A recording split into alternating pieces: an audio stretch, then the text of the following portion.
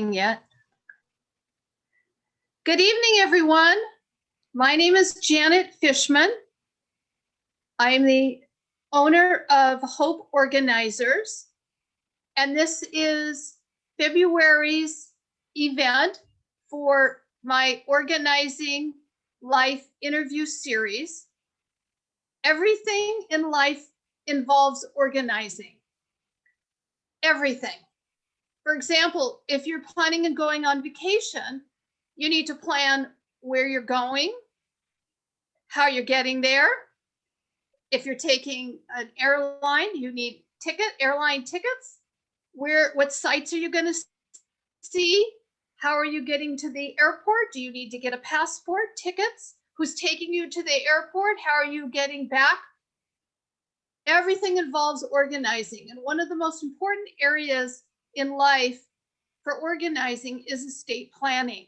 And tonight we have the pleasure of interviewing Darren Marie Larsen, an attorney up in Camarillo, who specializes in estate planning and tax controversies. Also monitoring the Zoom and the technology tonight is MJ Finstrom, the owner of Hut Dogs, a digital promotion company, marketing company, and she is monitoring the technology. Darren is an attorney who worked as a tax attorney for the Office of Chief Counsel for the IRS in 3 districts for many years. In her last 3 years, she was the assistant district counsel and the acting district counsel. For 8 years during her career with the IRS, she represented the IRS in bankruptcy court as a special assistant United States attorney in the Alaska District and the Central District of California. And while she was in Alaska, she saw many, many bears. Now that she is in private practice, she specializes in tax controversies, gift taxation, tax litigation, estate planning, wills and trusts, and bankruptcy. And there's been many changes in the tax laws, both at the federal level and the state level. We're going to learn about those tonight and how they affect estate planning.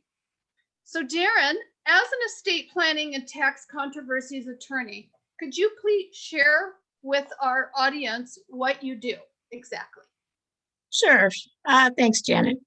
So as Janet said, I started my career as an attorney for the IRS, which was an adventure all on its own, but it was a really good start. I had a lot of exposure to lots of different tax issues, including estate and gift tax.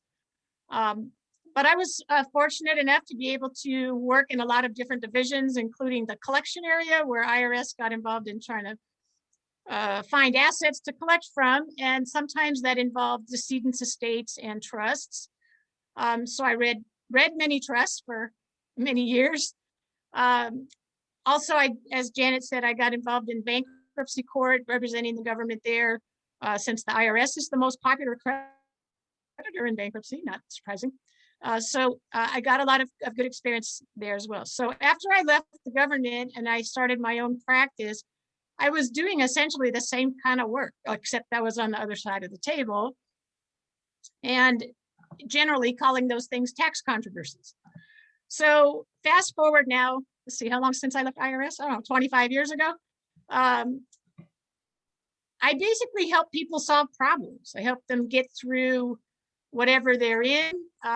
When it comes to taxes, I work with people on audits, payment issues. I don't really do criminal tax, but pretty much, work with the state and federal agencies on any kind of tax matter. I occasionally represent taxpayers in bankruptcy court because sometimes that's their only alternative if they owe certain kinds of taxes. And about 15 years ago, I started doing more and more estate planning as part of my practice, mainly because I was getting older and my contemporaries were saying, can you help us with this? And I was familiar with the issues. I just hadn't been on the planning side, but I've been doing that now for quite a long time. So I work with people who are primarily I would just say regular folks. I don't really deal with super high-end taxpayers because those aren't the people that I deal with, but I've been working with all kinds of families, single people, married people, lots of kids, no kids, setting up and helping them organize their affairs so that they can not only pass along their wealth when they pass away, but also make sure that they're cared for while they're alive if they become incapacitated, and just dealing with the whole array of the things that we do with estate planning, which I'll get into in a little while. Thank you. When I go into people's homes, I often see that they don't have their important papers organized, nor have they prepared for the inevitable. Could you explain why it is important to organize estate planning and what the consequences are if one doesn't? Sure. So I know that when some people think of estate planning, they think of an estate, which means someone died, and doesn't that mean I need a will? Well, it's really a lot more than that, because estate planning involves designating people who can be authorized to act in your behalf while you're still alive, as well as handling your affairs after you pass. Two of the most important documents that we work on are financial powers of attorney and also advanced healthcare directives.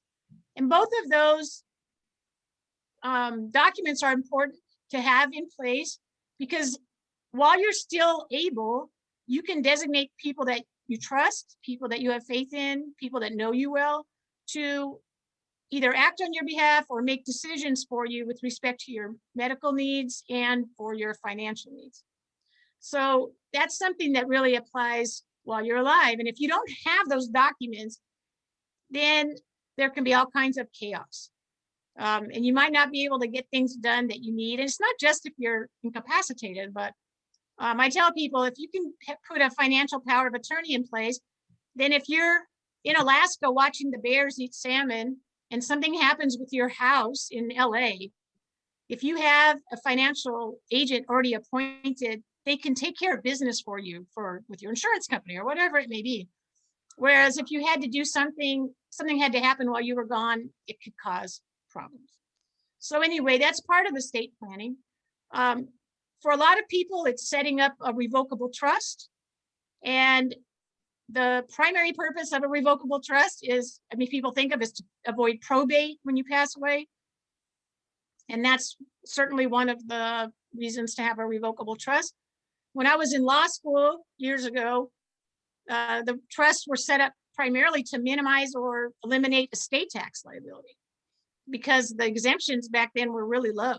And it was common for people, even middle-class people, to have to worry about paying estate tax. So a trust was a way to address it.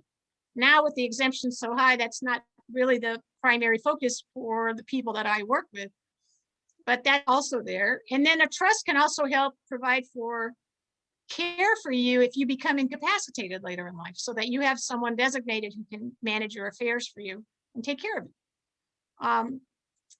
So all of that being said, what happens if you don't do that? Well, it's probably pretty obvious. You probably have all run into or know people who either started getting dementia, they were having trouble managing their own affairs, but while they were capable, they hadn't designated anyone to be an agent for them. And in that case, it's common for someone to have to go to court and have a conservator appointed in order to manage that person's affairs. That's costly, it's time consuming. There could be people arguing about who gets to be the conservator rather than you setting out who you want to be managing your affairs. So it's a matter of you taking charge while you're able to do that. And of course, when it comes to somebody who has their affairs in order through a trust, let's say, compare that to a person who dies without a will. And not only is there costly and lengthy probate, but people that you might not have wanted to get your wealth might end up with. So those are just in a nutshell some of the things that can happen if you don't have your affairs in order and get organized while you can do it and while you feel like doing it and you're able to do it. And you have someone to help you do it. Thank you. In the last year, there's been a lot of new legislation that can seriously impact inheritance and transfers of property within a family. Can you please tell us about these legislations and explain the way it was and then how the new laws are changing? Yeah, there's a lot going on. I think in all the time I've been dealing with the tax world, let's see, there was a big tax reform in 1986. I was actually around for that one, but the last couple of years and what we're going to see this year is probably the most extensive tax change period that I've seen. And so there's a lot of moving parts, but we're going to talk tonight about a couple of things that directly pertain to transfers of wealth and inheritances and such like that. So at this point, I'm going to go ahead and share my screen so that you can all see some of the notes that I've made on some of these things.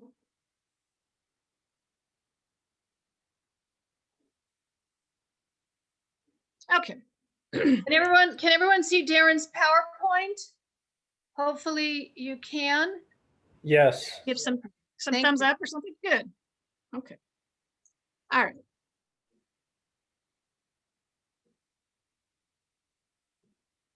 All right, so this is just a list of the things I was just talking about, all the various things that sort of go into estate planning. And we'll refer to some of these as we go along, but I'm going to focus now on some of the changes that have been happening in tax law.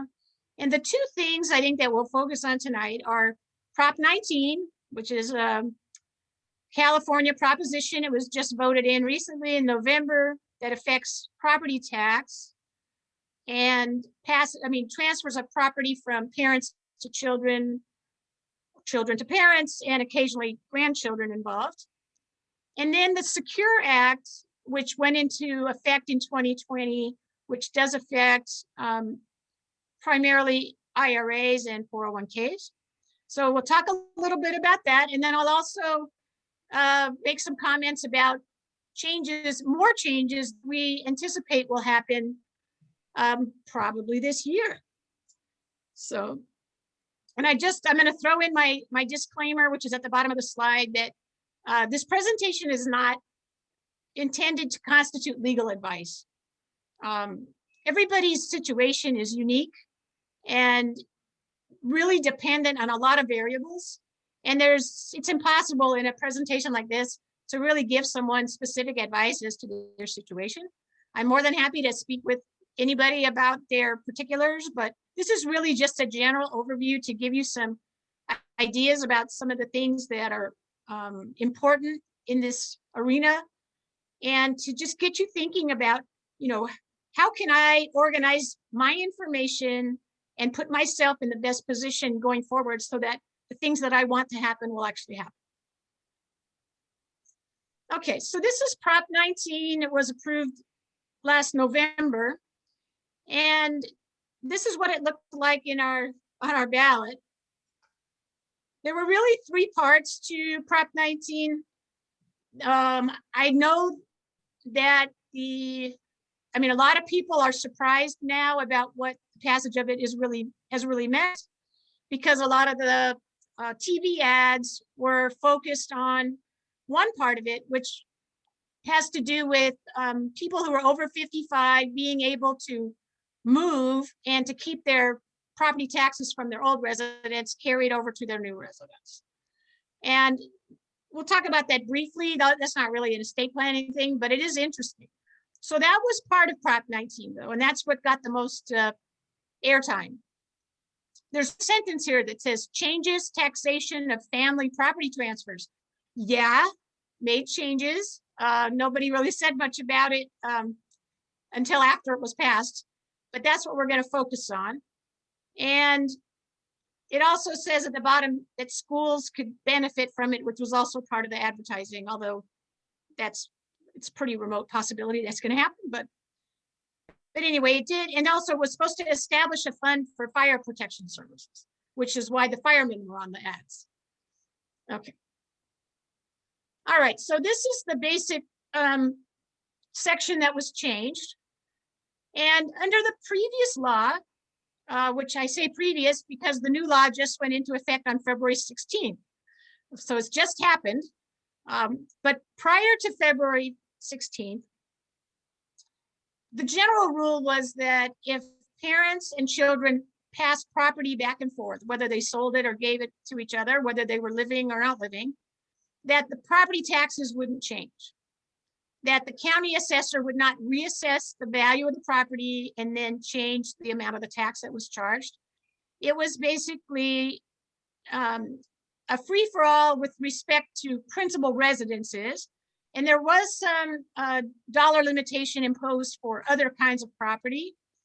But most of the time, when at least the people I deal with, it's almost always been their personal residence. So that's what we were talking about. The new law limits this to a great degree. And now if a parent transfers their house, their residence to their child, while they're alive or when they pass away, they're only going to be able to retain the current property taxes if the child actually occupies that property as a personal residence. They have to do that within a year. And there's also a dollar limitation on the value of the property. And it's basically $1 million limitation. It can't be more than $1 million over what you were already taxed on. And there's kind of a little complicated formula about how that works. So here's an example of kind of what's going on here. So if we have a parents own a residence, they bought it in 1990 for $200,000. It's now worth $900,000. Not an unlikely scenario here in our area. And right now their property tax is about $4,000. So I'm sure you're familiar with Prop 13. The general rule is that property taxes can't be more than 1% of the assessed value, and it can only go up can't go up more than 2% per year. So they've owned this property for a long time. It's kind of gradually crept up. They can add some local amounts to it, but most people's effective rate is like 1.25%, something like that. So under the previous law, 2 weeks ago, parents could have given the property to their daughter or sold it to her, and the property taxes would have stayed the same regardless of what she did with it. Even if the daughter, let's say she inherited it and she wanted to rent it out, the daughter would still have the same tax amount as parents. But after February 15th, in order for the daughter to retain the $4,000 annual property taxes, she would have to move into the property and use it as her principal residence within a year of the transfer. And she would have to claim a homestead exemption. So they have to really feel, you have to meet the requirements for living there. I'll just say at this point that I've listened to a few webinars that are put on by the county assessors and the Board of Equalization about this proposition because it doesn't have a lot of detail in it. And they've been scrambling, trying to figure out how to administer this law. They have 17 issues that were raised that need to be clarified by the legislature. And one of them is, what happens if you have parents, they pass, and they have 4 kids who inherit the property? Do they all 4 have to live in the house to get the exemption? They were calling it the Brady Bunch rule or something. Do they all have to live there together, or is one child good enough? And they're trying to sort that out. Also, another question is, what happens if a child moves in for a year, but then what happens if 2 years later they move out? Does that mean that they reassess it at that time, or do they reassess it? Well, first of all, do they reassess it? And if they do they do it as of date of death or as of the date they move out? Nobody knows the answers to these questions. Makes it interesting for all of us tax people. So anyway, if the daughter uses the property as a rental or just can't move, maybe she can't move into the area, then they're going to reassess the property to the $900,000 level, and the taxes would go up to about $10,800. If the property is worth more than that, $2 million, and she moves in, the property taxes will increase to about $14,400 because of the $1 million factor. So under previous law, regardless of the value of the property, the taxes would have stayed at the lower value. So let's say, as far as the example goes, that mom and dad still owned their very first home that they'd been renting out to supplement their retirement income. Again, not an unlikely scenario. So let's say that they get $2,500 a month from the rental. They bought it in 1955 for $10,000. I'm sure that sounds familiar to some of us. And at the time of Prop 13 in 1978, the taxable value was $60,000 because back in 78, they sort of adjusted everything to a certain value, and that's where they started. So at this point, this house that they bought for $10,000 is valued at $700,000, and they pay property taxes of $1,200. 2 weeks ago, mom and dad could have given the rental property to their daughter, and she would have been able to keep the $1,200 tax bill. But now, the daughter will pay property taxes based on the $700,000 fair market value, even if she moves into it as a residence. Because another requirement is that the property had to be the parents' family home when they transferred it. So it had to be a principal residence on both sides of the transfer. So in this case, the taxes would increase to about $8,400 from $1,200. So it's a pretty significant change, don't you think? So Darren, Yes. if someone has acquired, mom and dad have acquired real estate over their lifetime, and maybe they even inherited a house from a grandparent, and then they've got children, and let's say they have 3 children, and they have 6 houses, 5 rentals and 1 primary, and they want to give each child, their original plan was to turn 2 houses over to each of their children to give them a portfolio of property, rental property for their lifetime. So now 5 of those houses will see a major tax increase that might force them to have to sell, or the children have to sell those houses. Is that right? That's right. Yeah, there's all kinds of ramifications. I mean, the more you think about this, and I've been on a few, Zoom calls and conversations with people who are all scratching their heads and thinking, what could happen here and what could happen there? Yeah, so because 5 of those properties, and maybe all 6 if nobody can move into the parents' house. Let's say all the kids live out of the area, they work, they have kids in school, they can't just move. They were hoping to just rent everything out. The increase in the property tax bills will have to be considered in determining what the relative values of the properties are, right? So there's going to have to be some equalization there. It's some of the properties that had really, really low taxes. I mean, I know people that their parents pay under $1,000 a month. I mean, $1,000 a year for their property tax, and their houses are worth $1 million.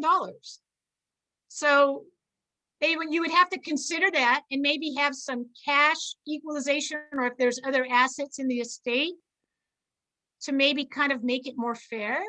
But it's definitely going to cause people to rethink some of this. So that's one of the things I put on this slide, some of the possible ramifications, and there's more. Again, beneficiaries might be unable to relocate just as a matter of their life situation. They might not be able to pay the increased property taxes. If they just don't have the cash flow to be able to pay, they might have to sell the properties, which really wasn't what the parents intended. For rental properties, the rents might have to be increased to cover the increased property taxes. For example, if in that previous example, if the taxes increase from $100 a month to $700 a month, that might make a difference as to whether somebody can afford to hold it out as a rental. But also, there's rent control restrictions all over our area. Also, there's lease terms. Who knows if tenants would be required to pay some or all of a property tax increase. I've seen leases where they don't specifically, so the landlord would have to bear it all.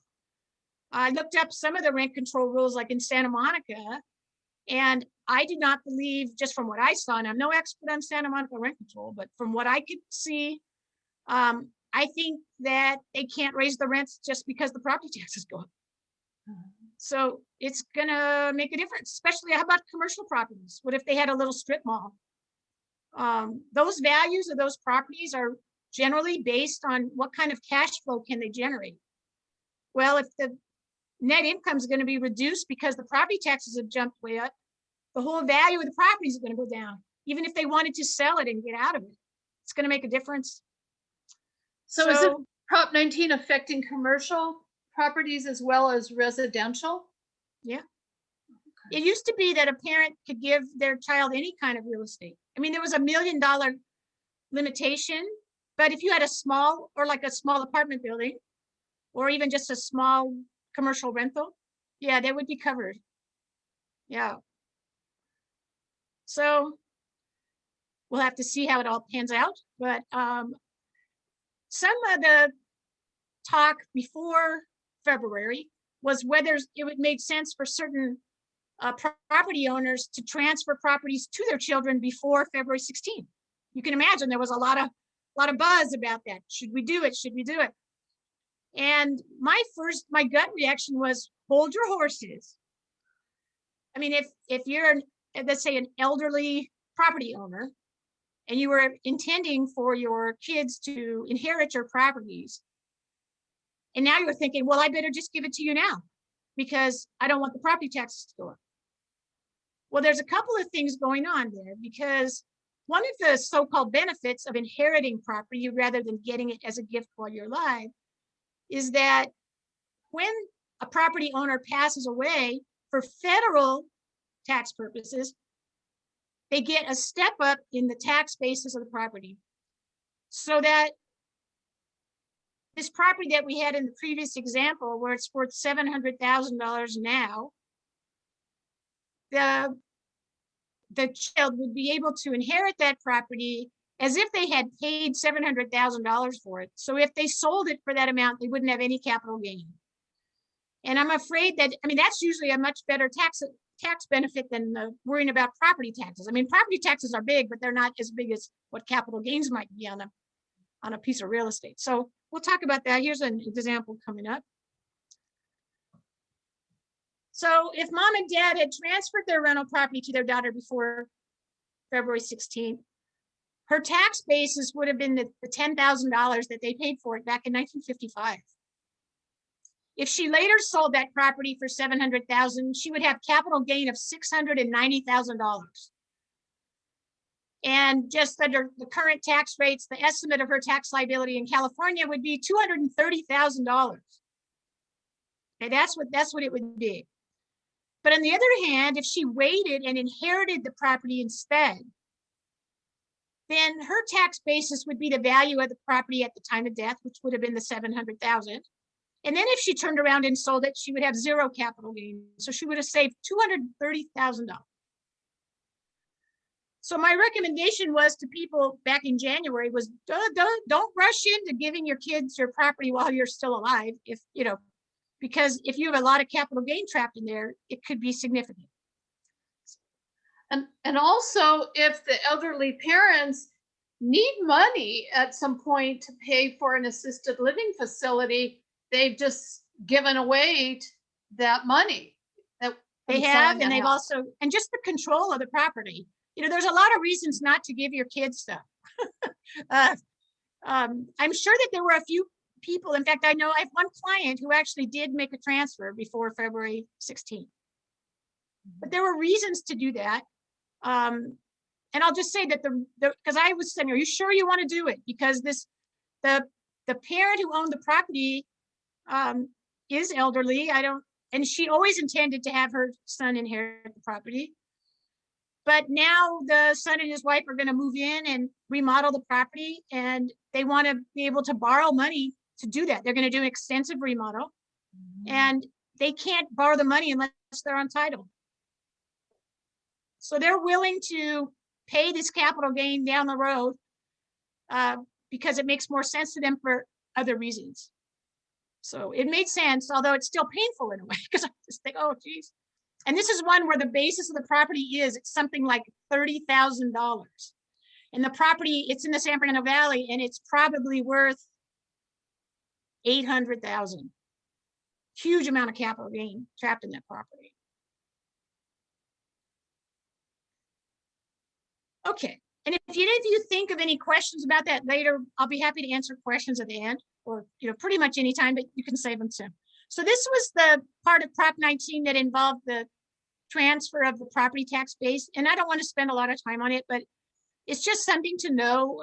The old rule was that if you were over 55 and you wanted to move, and you were so happy with your $800 a year property tax, and you were afraid if you moved into a new house, you'd have to pay property tax based on that value. You could only transfer your lower base if you bought a property that was the same or lesser value.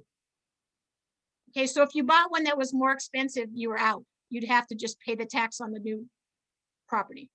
But the new law, and also there were only 8 counties in the state that participated in that program. You'd have to move into one of the eight of our, what do we have, 58 counties? And you could only do it once in your lifetime. So this new law allows you to go anywhere in the state. It's not limited to any counties. And you can do it up to 3 times. And if you buy a property that's worth $1 more than what you paid for, what your other one was, you can still do this. It's just that they would blend the difference between the value of the new property and your old one with the old one, and you get kind of a blended amount. So it's still very beneficial to the homeowners. And it applies to 55 and over, to severely and permanently disabled homeowners, and then also to victims of a wildfire or natural disaster. And I'm going to skip this part, although it is really interesting if you like playing with numbers. And I'd be happy to tell if anybody wants to talk about it. But anyway, they have a formula for if you buy a property that's worth more than the one that you're in. And then this was the other part about the paying for the firefighters. I don't know, just by looking at it, I'm not sure if they're ever going to get any money. The earliest they could possibly get it would be 2025. And there's a complicated formula. So probably the money that the government, the state of California makes from this is just going to go to the general fund. Okay. So as I said, the last couple of years from 2017 till now has been a flurry of tax changes. When COVID started, there were more tax changes. A lot of it was really just geared toward trying to allow people to keep as much money in their pocket as possible rather than paying it over to the government. And so there were a whole lot of provisions that allowed people to not pay their taxes ahead of time, all kinds of incentives for employers to keep paying their employees, lots of deferrals of tax. And one of them even included not requiring people to take distributions from their retirement accounts if they wanted to leave the money in there and not have to pay the tax on it.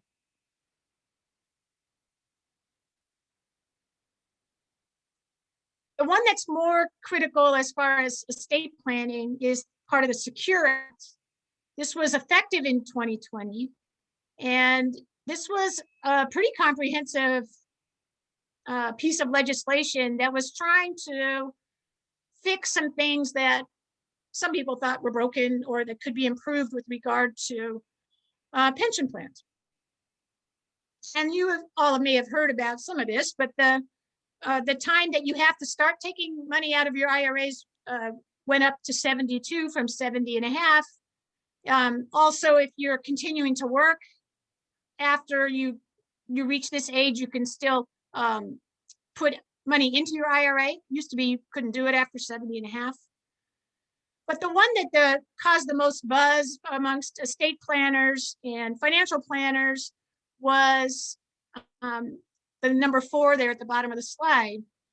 It used to be that if you had an IRA, and same with 401ks, if you died, you could leave your IRA or pension to a beneficiary, and that person would be able to defer claiming that as income, and they could defer it over their own lifetime, basically.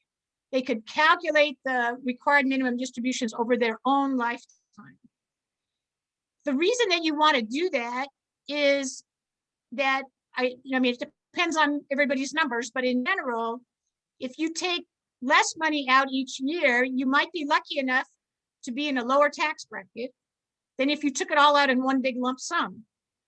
And the idea was that the beneficiary would be able to keep more of the money in their pocket and not pay it over in taxes. Well, the Secure Act changed that so that now you cannot do what we used to call stretch IRAs over the lifetime of the beneficiary. Now beneficiaries have to take out these IRAs and claim as income over a maximum of 10 years. There are a few exceptions.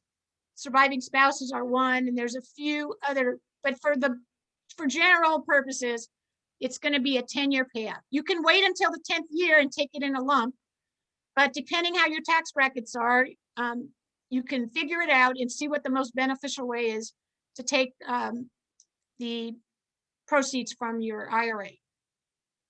But that's a Secure Act. We'll see how that goes.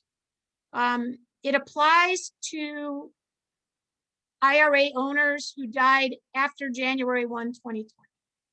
People who have beneficiary IRAs for people that are not affected by this rule, or by this change. Some of the things that are coming up as far as expected tax changes. I have a few of them listed here, and I'm just going to do them kind of quick, but because the Senate and the House are controlled by Democrats and the president now, some of these changes that everybody was just sort of talking about as maybes are closer to probables. I think there's still a lot of discussion to be had, and we will see.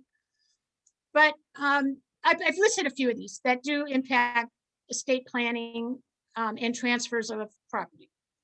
So right now in 2021, the exclusion for estate tax and gift tax is $11.7 million. So that means that a person can give away while they're alive or at death $11.7 million without having to worry about paying estate or gift tax. There is talk now that this 11.7 million is going to drop down probably to 3.5 million. That may happen this year. I don't know. I don't know for sure, but it may happen this year. Even without that, after 2025, it's going to go up or go back to the $5 million limit that it was before. But it might even go lower if the federal government decides to change that and speed it up and reduce it. So at 3.5 million, that will affect a lot more taxpayers. As it is now, very few people file estate tax returns. I think I read that this might have been 2 years ago. I think there were only 18,000 estate tax returns filed in the whole country, which is nothing. It'll go way up if this happens. Of even more interest to most people is that the gift tax exclusion is going to be reduced from 11.7 million to $1 million. And I think this has caused a lot of people to think about accelerating gifts. The IRS has said that come 2025, when we know that the exclusions are going to be reduced, that they aren't going to make it retroactive in that way. So there is some talk about, there's a lot of people that are planning to give their assets away and take advantage of the $11.7 million while it's still in force. In addition to all this, they're talking about increasing the tax rates and increasing the capital gains rate, which plays right into what we were talking about earlier. They're talking about pretty much doubling the maximum rate, which is currently 20%, it would go up to 39.6% maximum rate plus the 3.8% net investment, which is already there. So capital gains is going to be an even bigger deal as we go forward. Number 8, which I'm just going to skip right to, is there's a lot of discussion about whether to eliminate or limit a step up in basis on death that I just mentioned earlier. There's been some talk about actually making that, treating the death as if it is like a transfer at that time and making the capital gains tax due at that time. So in that case, if there's a $230,000 capital gains tax due on a piece of property, a lot of property owners or beneficiaries are going to have to sell the property to pay the tax. It's possible they'll just say the basis is you have the same basis your parents had, and whenever you get around to selling it, you're going to have to pay it. But we don't really know. But there's definitely discussion about whether to limit or eliminate the step up in basis on death, which will affect a lot of people.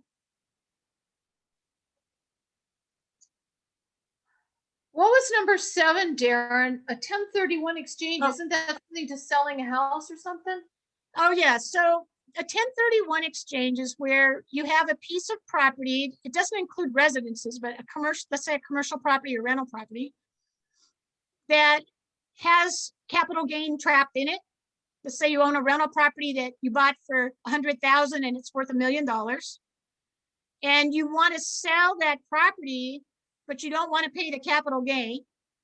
There's a rule under section 1031 where you, as long as you exchange it for another income producing property, you can basically put that basis into your new property and defer paying the capital gains on it. So it's a way to roll over your capital gain to another property.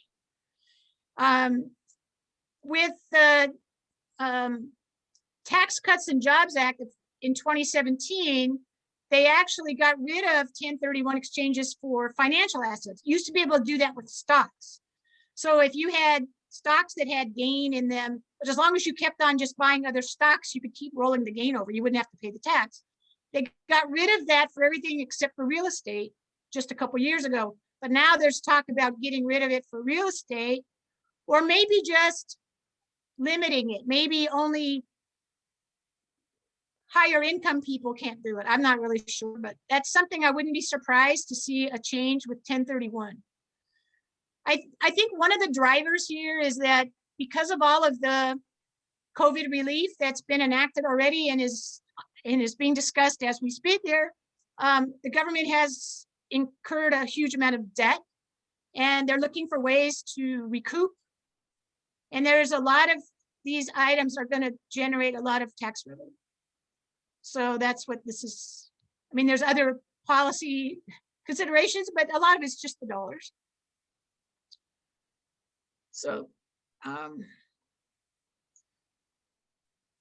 just have a couple concerns about this. This is something that someone brought up to me, is that if they repeal the basis step up and a child inherits a house that has a mortgage on it, whether it's an original mortgage, a refi, or reverse mortgage, it's possible, doesn't even take a lot of imagination, to see where the capital gains tax could be more than the equity in the property, right? Because once they sell the property, there's not even going to be enough money to pay the mortgage and the capital gains tax, so they might not get anything out of it.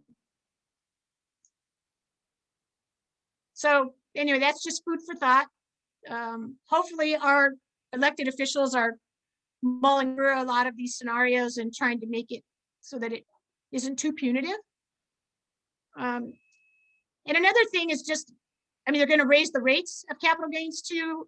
So if they're going to get rid of the step up and increase capital gains, that's sort of a double whammy there. Then the question, I think I mentioned it a few minutes ago, is it going to be something that takes effect on the date of death, like that you actually owe the tax in the year of the death? Or is it going to be deferred? So essentially, if you held on to the property and you didn't sell it for a long time, At least you wouldn't have to pay the tax till you sold it. We don't really know that.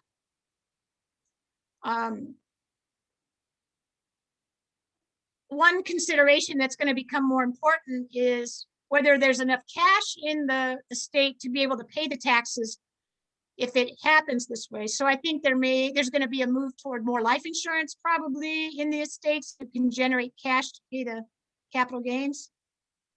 We'll see. So this is my last slide, but of course, maybe you've gotten my message, and I know it's always Janet's message. There's no better time than now to get organized. While you're able, while you're aware of the issues, while you can think through things clearly as to who you want to be the people to help you out and to take care of business for you, this is a good time to do so. Thank you, Darren. Sure. This is really, really good, very informative. And as you all that are on the call tonight can see, you know, each of your individual or specific situations is different. And I encourage you to, you know, if you have an estate planning attorney, to talk to them. If you don't, Darren's number is here. And we're going to open it up to questions. MJ, can we unmute? And if people have questions, if you can kind of raise your hand or come off of mute, and we can take questions. Anyone have any questions? No questions. questions. Very informative. I really appreciate all the information. It was really good. Good. I know there was one other question that Janet had for me that I'm going to ask myself, so I can just, what can a person do to determine how their specific situation is affected?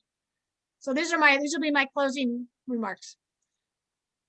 It would be really helpful to yourself and to others if you actually sit down and get either your pencil and paper or on your computer and make a list of all the assets you have and what you think they're worth. Real estate, vehicles, financial accounts, retirement accounts. As Janet, I'm sure, can agree with me, there are a lot of people that they don't have that. They don't really know what insurance policies they have, what they're worth, what are their options. Make a list of all your stuff. And then look at all those and say, do I have beneficiaries designated on these accounts? Do I have the same people, or whoever is designated, do I still want that person to be my beneficiary? Have things changed? You might have accounts that have no beneficiaries on them. If that's the case, you might be looking at a potential for probate, which you probably don't want. If you have done estate planning in the past and you have a trust, you might want to go dust it off and look through it and see if it still meets your needs. Are your successor trustees still around? Would they still want to do it? How are your beneficiaries? Do you have new people in the family? Have you gotten divorced since then? I mean, there's all kinds of things. But has life changed for you? Because it might be a good time. There's never a better time than to review your trust and see if it still does what you want it to do. If you have people in your family that you think might conflict with each other or raise issues, if you don't have everything nailed down, it might be a good reason to do that. Are there people that are going to disagree about who gets to be in charge? This might be the time for you to designate who you want to be in charge rather than letting them fight about it later. And if you're involved in business, you have a succession plan already set up. If something happens to you, is it already written down somewhere what happens to your business interest? Because this is the time to figure that out, not later when you're unable to work or unable to communicate or you're not with us. So there's never a better time than to go through these things. And as Darren told me before we started the call, is that was it the Howard Jarvis Taxpayers group? You want to comment on that, Darren? Yeah, the Howard Jarvis Taxpayers Association, I've heard a couple different places they're already writing up a new proposition to repeal at least the parent-child part of Prop 19. But apparently it can't get on the ballot until 2022 at the earliest. So I don't know what will happen in the interim, even if they change it. But I think that a lot of people were caught off guard by this proposition. And because it affects not just rich people, it affects regular people. And I just don't think it was fully discussed and considered. So yeah, but there are some people already on it that at least want to give the voters another crack at it. Darren and I were on a call a few weeks ago with the LA County Assessor's Office, and the assessor was saying that he was on phone calls with other assessors in other counties and that they saw like, 20 loopholes in this. And Darren referred to some of them. And so it will be very curious to see what happens over the next 2 years. And you can actually go to the LA County Assessor's website and listen. There was 1 or 2 subsequent calls with the assessor's office, and all of those webinars are posted on the LA County Assessor's website. So you can listen to those webinars to get to hear how they were caught off guard, and they weren't consulted or anything before this was passed. It was sort of rushed through. And so there are a lot of serious ramifications. So, well, I want to thank you very much, Darren, for joining tonight and talking about all of these. And if anyone has other questions, they should feel free to contact Darren. And I want to just announce we have great upcoming interviews coming up. Next month, we have a bookkeeper that I'm interviewing about how to organize your materials for tax purposes and bookkeeping purposes. And in April, I'm going to be interviewing another organizer who is going to talk about digital assets after death. What happens to all those passwords and all your online banking and online statements and things that you're doing online? What happens to those when you pass? And in May, I have a photo organizer, and in June, a closet organizer or someone who makes closet design. So we have a lot of exciting speakers coming up. So I look forward to you. See you next month and in subsequent calls. Thank you, everyone. Thank you, Janet. Thank you. It was very good. Thank you. We'll Good see to you. see much. you, Janet. Nice to see you. It was wonderful. Thank you. Thanks, everyone. See you soon.